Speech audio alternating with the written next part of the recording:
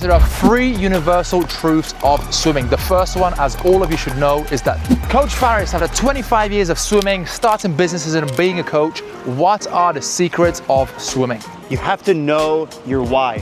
Why are you swimming? Why are you going to the pool? Why are you training? Maybe you started out because your parents signed you up as a kid. Maybe you picked up swimming as an adult because your doctor told you you need to get in shape. Regardless of why you started swimming, if you lose sight of the thing that got you into swimming in the first place, you're not going to be consistent and you're not going to be able to follow the next secrets that I have on the board. And so none of this is going to matter. So first and foremost, you have to know your why. Coach Leo, what is your why? Why do you swim? Why do you coach? What motivates you to come and do the thing day after day? My why and my reason to why I do what I do is I love inspiring people.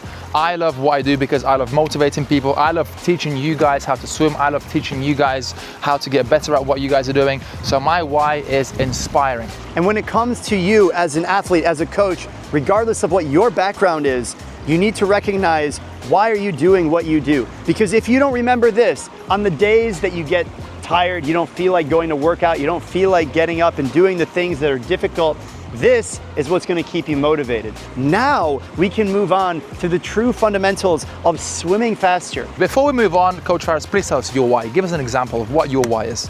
As a swimmer, when I'm in the water, I feel completely weightless. I'm in my own world. I can disconnect. The world's problems just simply disappear and I am in my own element. And when I swim, that is the feeling that gives me the greatest joy, to be in the water, to be in this medium that is 800 times more dense than air. That is the thing that keeps me motivated to go into the pool, to coach, to create these videos, to help you guys find your purpose, to find ways that you can swim faster. That is why I do what I do. So guys, there are three universal truths of swimming. The first one, as all of you should know, is that water is 800 times more dense than air. The second one is that the number one way to swim faster is to decrease drag as you are swimming, and finally, increase propulsion.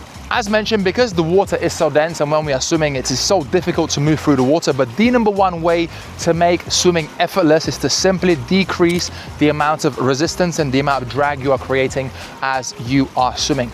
The number one way to do that is to, of course, improve your body position, and the number one way to move forward and increase propulsion is to, of course, use your pull and improve your kicking. So if you want to decrease drag, focus on having a great head position, keep your eyes on the bottom, get your hips up, and if you want to increase your propulsion, make sure you enter the water cleanly with your fingertips and initiate an early vertical forearm, so that way you're maximizing the surface area of which you're pulling the water with. You don't want to have your hand slice through the water like a noodle or a scissor. Instead, you want to grip the water and pull as if you have hands the size of dinner plates. Really grab the water and pull. And over the years, that's what I've noticed is the biggest difference between some of the fastest swimmers in the world and those who are just okay at swimming. It's how good their body position is, how high they ride in the water.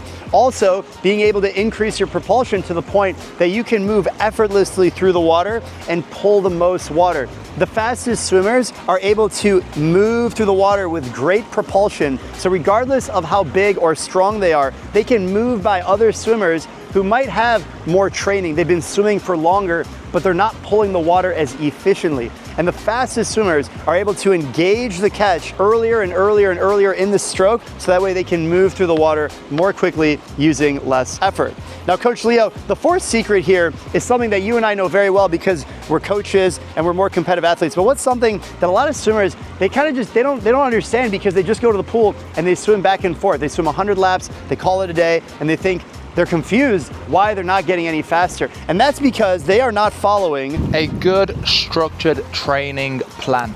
So guys, if you are out there and, as Farah just mentioned, you're just turning up to the pool, you haven't really got an idea of what you are doing, you're just doing continuous laps, thousands and thousands and thousands of meters of just continuous pointless swimming, you have to make sure you invest and look into getting a good training plan. Whether that's you training for a triathlon or being a competitive swimmer, it is very, very important that you are training at the correct intensities, doing the correct amount of volume, and pushing yourself the right way in training to make sure you are swimming fast and efficient.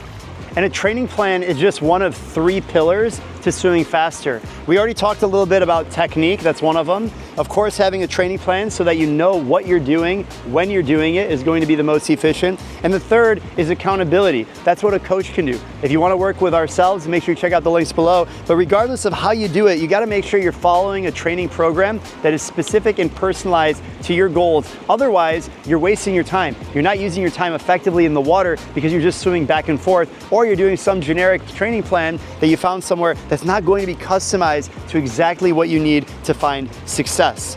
Coach Leo, let's say you want to swim until you're 80 years old, you have no plans of competing, you just want to feel good in the water. Should I follow a training plan? Absolutely, I think so. Again, even if you're not competing, if you're not looking to break any world records, I think it's still very, very important to follow a training plan, because even from a simple perspective of injury prevention, for example, you still have to make sure you are warming up correctly, you are getting your body to swim a certain amount of meters, and from an enjoyment perspective, it's still very important to follow a training plan, because just doing 3,000 meters of swimming is not going to be much fun. So breaking things down and following a plan which is going to push you in maybe different ways other than just going fast is just going to be a lot more fun, and is going to prevent you from a lifetime of injuries. So absolutely. Now, if you've made it this far in the video, it means you're serious about improving your swimming. And one of the common features that I've noticed over 2.5 decades of swimming and coaching and interviewing some of the best swimmers in the world is, if you want to really improve, if you want to take it to the next level, regardless of you're swimming for life or you're trying to win Olympic gold, you have to be obsessed with not only swimming, but the process, the journey of learning. If I open up your YouTube feed, it should be all videos that I have created about how to swim faster, or other creators about how to improve your swimming, race analysis, technique, training, interviews. If your feed on social media is not reflective of someone who is absolutely obsessed with swimming, you are not going to reach the absolute pinnacle of what is possible, because someone else who is more obsessed than you will. And so if you're really serious, if you made it to this point in the video and you're not already subscribed, what are you doing, folks? Subscribe. Surround yourself in that environment of people who are going to help you level up. And that is the single most important thing that I've learned over all the years of swimming. You have to absolutely love it. You have to be all about your why, because your why is what's going to allow you to be obsessed, and everything that happens in the middle is a result of those two things. Coach Faris, I love the fact that you mentioned the word process. I think many people are so focused on the outcome. Everybody wants to be great. Everybody wants to be the best swimmer. Everybody wants to improve their stroke. Everybody wants to start a YouTube channel, have 1 million followers. But the most important thing is the process, is making sure you are doing the right things, you are getting into the right habits to help you get to your end goal, whatever that may be. So just making sure you're focusing on the process, which will then ultimately help you get to your desired outcome. And the journey, it's not just the process. The process is what lays the foundation for the journey that you will follow. So if you want to be successful in not only swimming, know your why, be obsessed, love the process, because that is what creates the journey that allows you to swim for life and reach your goals.